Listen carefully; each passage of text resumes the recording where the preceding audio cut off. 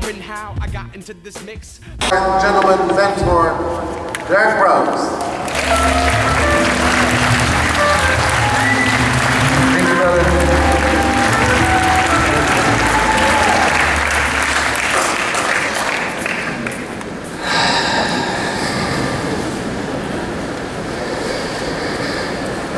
What's up, Acapulco? I'm here to wake you guys up. Make some noise. You guys have heard me speak before. You know how this goes. I need you to howl with me. I need you to make some noise. Everybody in this hotel is going to hear us. You came here to meet people. You came here to express yourself, to find out what freedom means, and to find solutions. So let's let Acapulco hear you. Take a deep breath with me, and when you release that breath, let out a nice howl. I promise you feel better.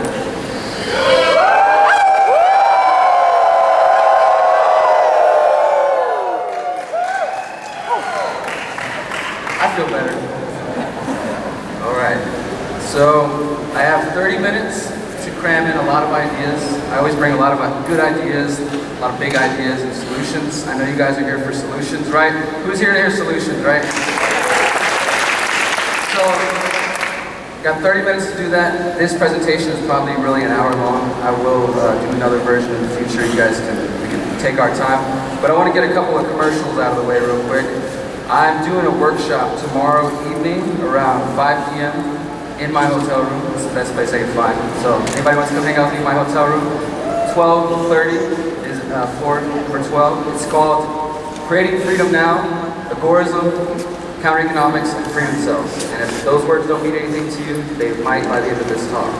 So check that out. And I'm also doing a documentary premiere tonight. It's a world premiere just for the Anarchapulco audience. It's a documentary called Who Will Find What the Finders Hide. And just briefly, it's about a cult from the 80s that's tied to the CIA, human trafficking, and pedophilia. And I think that I have been able to expose the truth about them. So if you want to see that, that'll be tonight at the Red Pill Theater, $10, 7 p.m. 7 p.m. So we got the commercials out of the way now. So I know some of you are unfamiliar with my work and who I am and what I do, so I'll give you the brief rundown. This is, I've practiced this. I've condensed about 30 years of history into 2 minutes. Are you ready for this?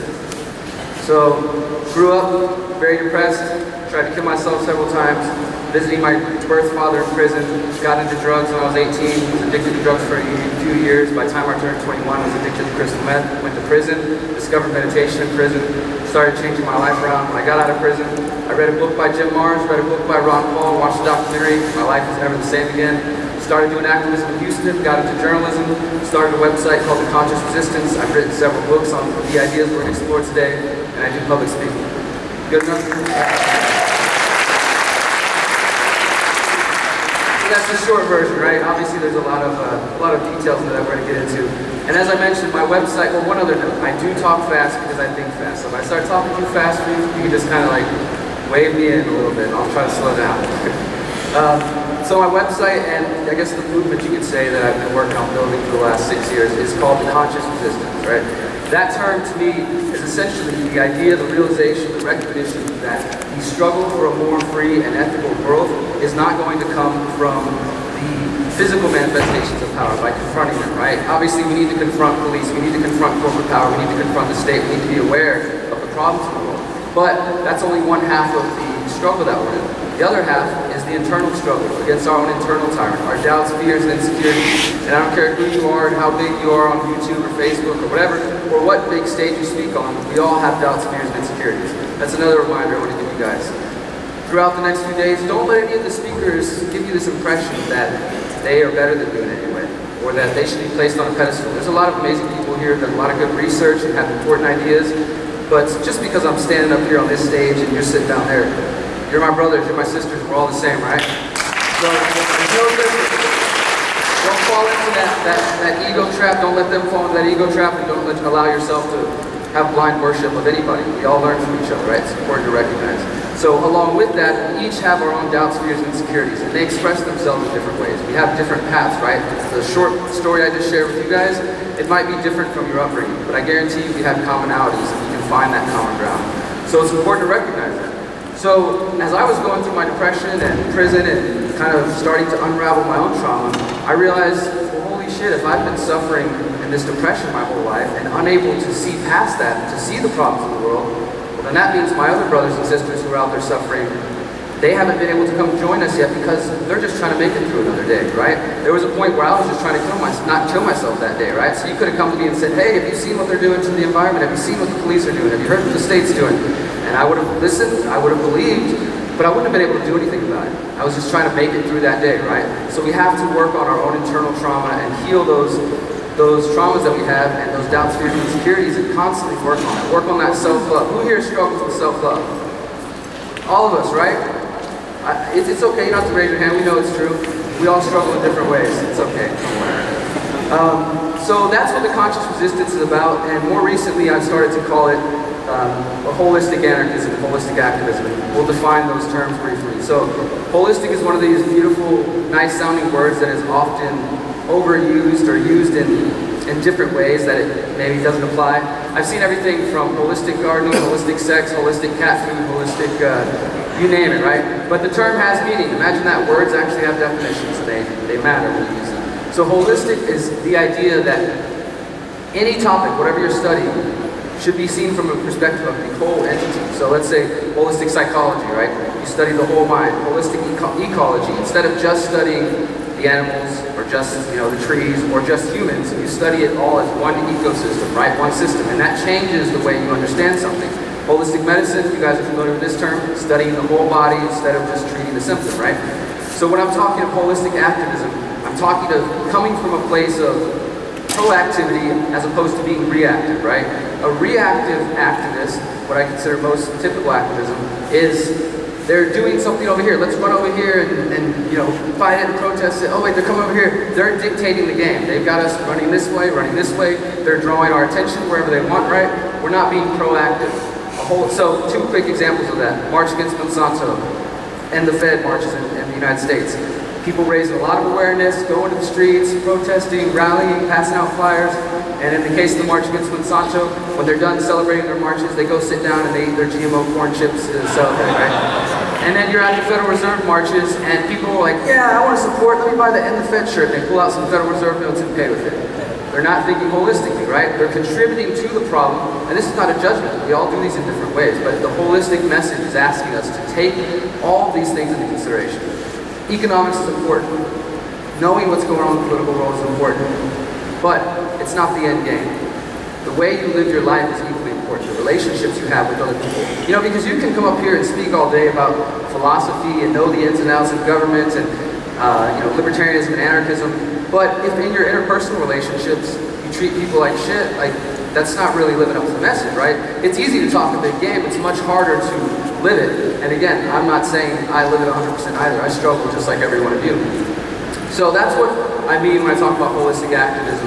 And of course, in case anybody here ended up at Anarchapulco without knowing what anarchism means, it's simply, and I'm sure there are some, it simply means the idea that it is wrong, immoral, unethical, impractical for another free human being, free, powerful, beautiful human beings like we all are, to impose their will on another person, right? So it removes the idea of centralized authority and obviously government and relationships like that. But it's important to recognize that authoritarianism and violence and aggression, it doesn't always come in the form of the state and the corporation. It's very easy to recognize that. It's a little less easy to recognize it when it's in our own communities, right? But there are people within our own communities, there are speakers on these stages who might display authoritarian tendencies in their own personal relationships, right? And this is not for me to judge anybody else. I think it's up for each of us as strong, empowered individuals to take what I call a holistic self-assessment and to look at each area of your life and to see how much of your life is actually in line with the principles of the spouse. You know what I mean? How much of your relationships, your income, where you spend your money, where you get your food, and what type of food is that, all these different areas of your life are just as important to politics and economics. So, what we're going to focus on today, this is called the sevenfold path of the conscious resistance or the holistic anarchist.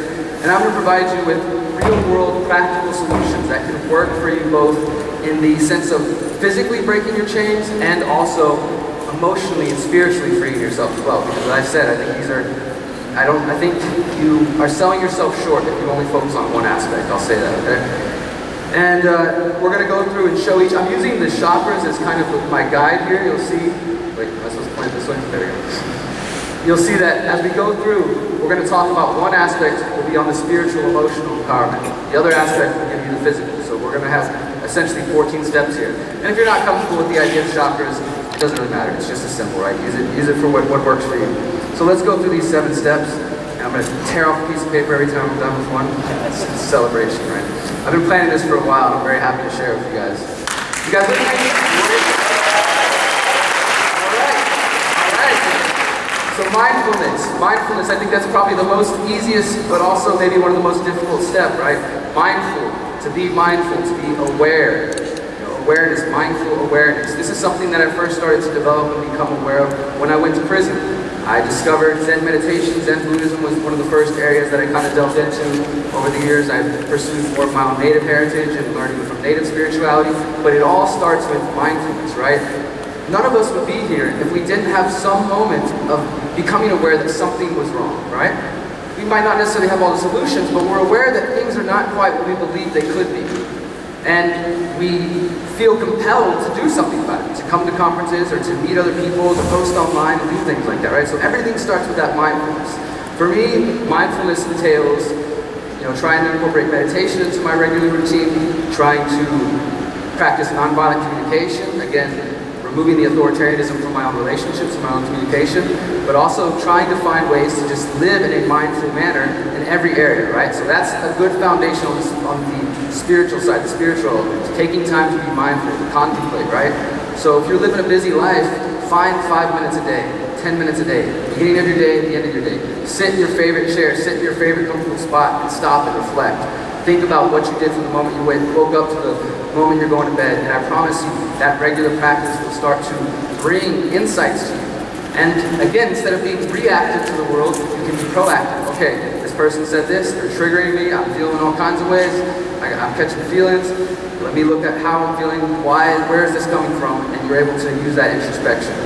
Now, the component on the other side, the physical world, is what I call the foundation. The foundation is establishing critical thinking, right? So once you become mindful and aware of the problems, that's the first step, right? But if you haven't developed skills, like some people might be familiar with the idea of the trivium, which is grammar, dialectic, and rhetoric. Also questioning your own biases, questioning your presuppositions, developing critical thinking skills. These are the things that allow us to go down various rabbit holes and not get lost, right? Who spent nights on YouTube or where else just like, learning about a lot of things, but also kind of coming up empty, like, okay, well, that was interesting. I don't know what I got out of it, but it was sort of fun. But still, and I go down those rabbit holes. My documentary is a deep rabbit hole, but I also know that those rabbit holes can be traps. If you just spend your time thinking that things are screwed, there's nothing to do, or you just get lost trying to find the pieces, and meanwhile, you're not building in the real world. You're not empowering yourself, right? You're only just focused on the external. So that's important. When you develop critical thinking skills and you start questioning your own biases, it's easier to sift through the BS. And as a journalist, it's something that I've tried to develop, as far as possible. And I've realized that there are other people out there struggling to determine, is this real? Is this true? We live now in the age of fake news. Everything is fake news. If you don't agree with it, you just call it fake news, and that's that, right? So we're all living in different realities now, but depending on what truth that you ascribe to. So it's important for you to establish that foundation. Then we have reflection. Again, this to me I think could also be termed remembrance. You're in a state of mindfulness, you're able to start asking these questions. You start to reflect, as I said, sitting down 5 minutes a day and thinking about yourself and your day and everything that you want to be, seeing your vision, your goals, and starting to put those into practice. It's essentially, who's heard the idea that remembering is really remembering, putting ourselves back together, right? That's what I think this is about. Like, you get to a state of mindfulness, you start to become self-aware there are problems. Then you start to reflect, like I had to do when I went through, my BS, and as I continue to, and ask myself, well, how the hell did I get here in prison, looking at the calendar, not going home for at least another year? How did I end up becoming exactly the thing that I was angry about, right? How did I end up doing that? And it took long months of reflection and continuous reflection to really understand the roots of my trauma, the roots of my pain, to start healing that. And then education. This is where the education actually starts in the physical world. So you've established your foundation, your critical thinking skills, your rhetoric, your grammar, you've got logic, you're questioning your biases, your presuppositions. Now it's time to learn. Now you go down those rabbit holes and you're able to filter, you're able to have some discernment instead of just being an empty vessel that anybody can pour their truth into. You can say, thank you, but no thank you. That doesn't fit with what I know to be true. I appreciate the information, but that's not correct for me, right? So it's important to establish that foundation and then start building your education. This is probably one of the most important ones. Forgiveness. Who here struggles with forgiveness of self and others? Especially of self, right? I am here to tell you that I have cheated, I have lied, I have physically abused people, I have stolen, I have wronged many people in my life. You go to parts of Houston, you ask people about me, they won't have too many nice things to say. I built a bad reputation in my younger years. And that's just being completely honest with you guys. That's something I'm still working to forgive myself for. There's still people in my life who don't see me as this nice person that you guys see now. They have a lot of anger towards me, right? And I've had to learn, even if they won't give me that forgiveness, if they're not ready to forgive me, I have to forgive myself. And that's still an ongoing process. And I've also had to learn to forgive my birth father, for the thing, and I started to do that when I was in prison, and recognize, okay, it's not that he didn't like me. He was abused and he had his own pain. He has his own trauma. Unfortunately, he died of a drug overdose last summer after struggling with drug addiction his whole life. Shout out to Derrick Broze, thank you for what you did. And despite never being in my life, he did give me the ability to learn what forgiveness means. And I'm very, very grateful for that, thankful for that.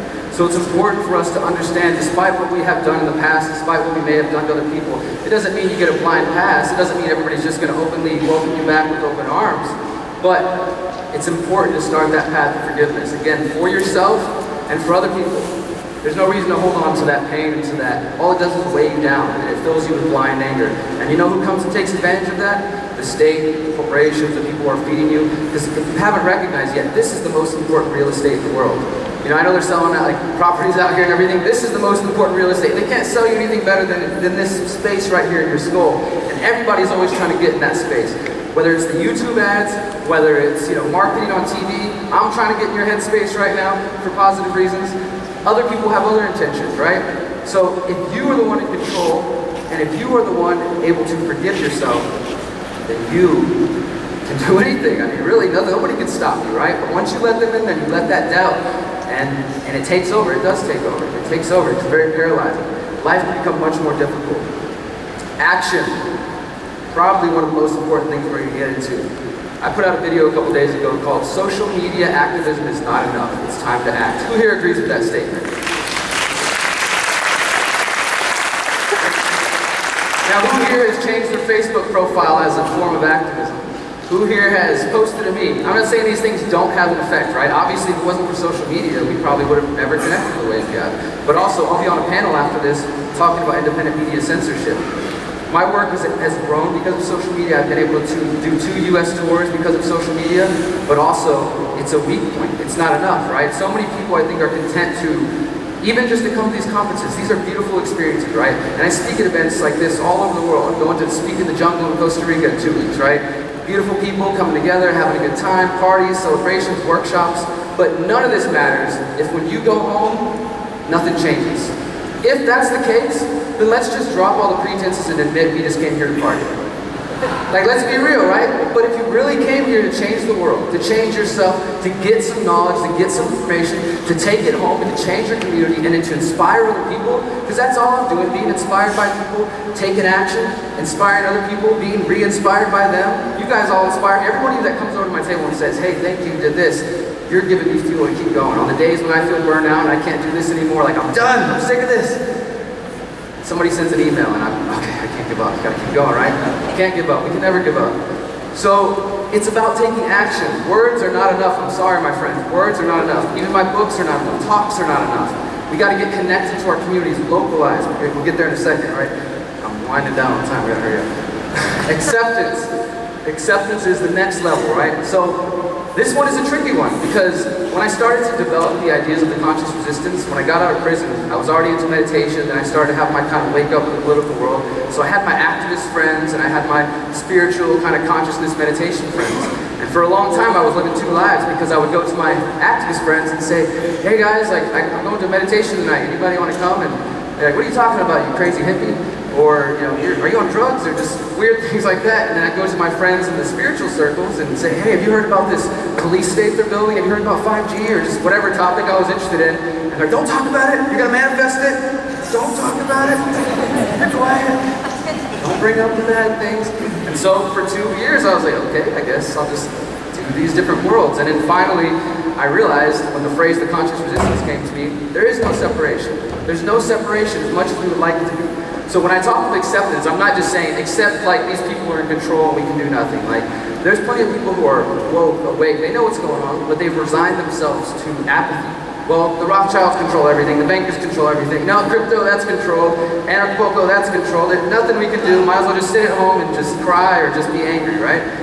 I refuse to go that route. Yes, we have a huge, insurmountable task ahead of us. We have the technology and the knowledge that all the past generations have had, technology they've never seen before. We have the opportunity to do something amazing. But god dang, it's scary. It's scary to even take that first step and to imagine that you could help other people because you're afraid to fail, right? So we have to accept nature as is for what the world is, but also accept that we can play a role in it as well. It's not blind acceptance, it's not obedience, and it's not giving up. Localize your actions. So this is also equally important. Focus locally. We're all coming from different parts of the world, right? We can connect and exchange numbers and things like that, exchange social media, but at the end of the day, you're the one going home to your community. Not me, not them, only you. So if each of us go home and again, localize, the most locally you can go is in your own heart and your own mind. Work on your own local trauma here, work on your local community, get to connect with other people. That's where we're gonna see the most effect. One more. All right, and then we get to, I gotta start moving. We get to healing, and again, some of these are, as you're gonna see, are just ongoing processes that never stop, right? Healing isn't like, okay, I went to my ayahuasca retreat, I'm just gonna ruin it for you guys who are going to ayahuasca. You're not gonna be totally healed afterwards. You're gonna get some medicine. I will share some insights to you and make you, look at some things. But that's not how it works. There's no meditation retreat you can go to, no 10-day ceremony or sweat lodge or sundance or combo or, mushroom, healthy dose of mushrooms can heal you. And not one single conversation. It's an ongoing thing. And maybe, I'm sure others may disagree. Maybe they think they've got the secret formula. But a friend of mine, she might be here, Carrie Wedler, she talked about something called spiritual bypassing. How plenty of people will hop from one spiritual modality to the next. And they're not actually doing the work. They're just like, well, this week I'm doing ayahuasca. Well, this week I'm doing hypnotism. This week I'm doing the cryogenic thing. This week I'm doing... And it's all nice, but have you stopped to just be with you? And look at what's going on inside? Maybe you're avoiding it through all the spirituality. Because to me, this movement, this anarchist, spiritual, crypto, psychedelic, all the merging that's going on, it's much bigger than wearing the right costume, having the right jewelry, saying the right things. It's your own individual journey, right? So be more than just a costume, be more than just a fad or a fashion statement. If you came here for healing, get your healing. Face your shadows, face your demons, face your dragon, as some people. Don't be afraid to face your faults. I just laid mine out in front of all you guys. It's gonna be recorded, it's gonna go online. Fuck it, right? You gotta put it out there. And harmonize. To me, this means to harmonize our beliefs, to live in line with your principles, right? Because as I said earlier, you can talk a big game, but then actions are where it matters, right? Because you can be out here and say, yeah, I'm an anarchist, I fuck the state, this and that. But when you go home, look at the actions you're taking and what your lifestyle contributes to. Not so that me or anyone else can judge, but so you can have, again, that holistic, honest self-assessment and say, okay, wow, I'm actually contributing to some of the problems that I'm very much against. So harmonizing means to live in line with your principles, to opt out of the systems that do not align with your values. And that's what my workshop tomorrow is going to go even further into, is how to opt out of the state system, the corporate system. And if you can, don't use banks. Stop using banks. How many people are using banks? No judgment, but why? Ask yourself why. The banks, more than 10 years ago, robbed people around the world. And you look back the last 100 years, they've been robbing us blind, yet we're still putting our money in their systems. We have alternatives. We've got credit unions, we got mattresses, we got crypto, we got all kinds of other ways. We got all sorts of ways to store assets, buy tools, do whatever, right? But why? Why would we continue to support the institutions that enslave us or work to enslave us? We have to ask ourselves that, right? And if you can, stop fucking paying taxes. You're funding the war machine. My brothers and sisters, I say this with all the passion that somebody who has, I'm not friends with the IRS, that's all I'll say. I've been warned against saying more than that publicly anymore. But if you can, avoid the tax machine. You're funding the war machine. I don't know if you guys saw the article, 7 kids dead in Syria just last week, US airstrike. 7 kids. I know we're all having a good time, Most people forgot that there's wars going on, but every time they take out of your, and it's theft, we know it's extortion, and it's under duress, but find a way to avoid it. That's what agorism and counter-economics, the philosophies that I promote and that my workshops on, are all about, finding ways to avoid that. And even if it's just one little step at a time, you know, take those steps. Empowerment. I think I got 5 minutes, cool. Empowerment, just like it sounds. Choose the relationships that are going to uplift you and help you become the best version of yourself, right? And I don't mean just in the sense of like the partner, your romantic relationship, right? But think about this, every step of your life, every interaction is a relationship. The fact that you're choosing right now to sit here and listen, we have established a relationship with each other. Right now it's one-sided, I'm talking a lot, I'm not letting you speak, I apologize. But this is a relationship, and maybe we'll build upon it afterwards, we get to sit down and talk some further, right? But you have a relationship with your bank, you have a relationship with the government, you have a relationship, and whether you like it or not, you know, there are relationships that exist in our lives, some by choice, some by force. Find a way to only choose the relationships that are uplifting you and helping you become the best version of yourself, because that's the version of yourself that's going to lead you to freedom. Mentally, physically, spiritually. Then we get to community. Again, back to localization. Localizing your efforts and your actions, because that's where it's going to have the most effect. I have a concept that I've been working on. I stole it from John Bush, who's also a speaker here. It's called freedom cells. Anybody heard me talk about freedom cells before? Thank you. And Max has talked about the full circle. There's a lot of us who are talking about this idea of localizing, decentralized small groups. Freedomcells.org. I would appreciate if all of you check that website. It's a social media, it's pre-built, go check it out. I won't spend too much time on it. It's built to help you find people within 5 miles, 10 miles, 50 miles. What are their interests? What are their skills? Connect, build these circles, build these cells, whatever you want to call them, hubs, hives. It's time for us to localize and decentralize, because again, if we just sit around and watch them tear the world down and just come here and hang out, like, I'd like by next Anarchapulco or next year in general, that there are hubs and hives of free people all over the world. If not, then we're failing ourselves. We're just sitting still and just watching the show. Because this is more than entertainment, you know what I mean? You guys are a part of the show. I know sometimes you watch things on the internet and it feels like you're watching a TV show. This is real life, and you're a part of it.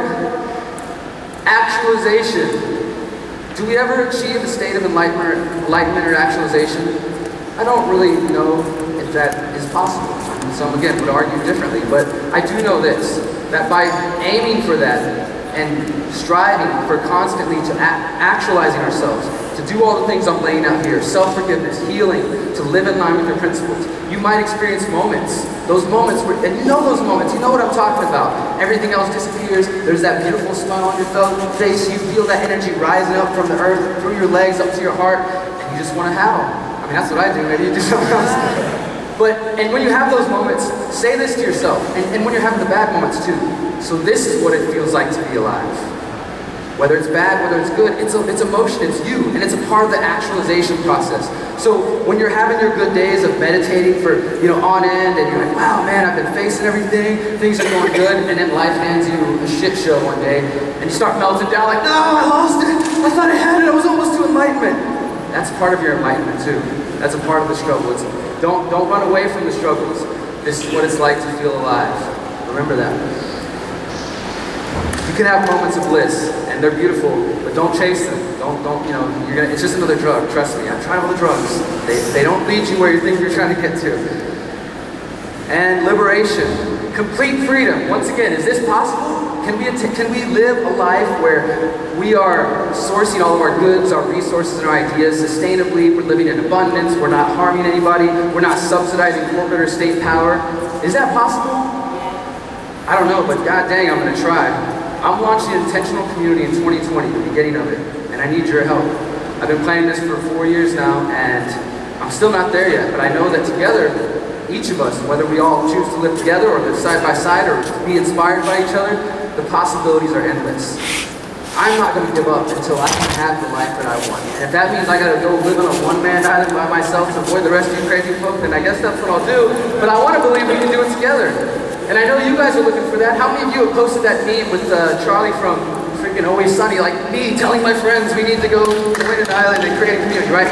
We all want something better than what we have now. That's the point. Even if you want to live in suburbia, you want to live in the city, we have different desires, right? But we want something better.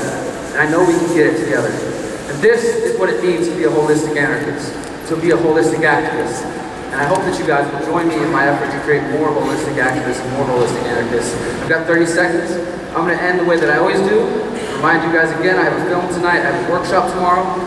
And if you would join me in my positive affirmation, this has helped lift me up from so many deep depths. It's also on some of my shirts. I think you guys will enjoy it. Repeat after me if you feel inclined. Thank you for your time. I am powerful. I am powerful. Oh, no, let me hear you. I am powerful.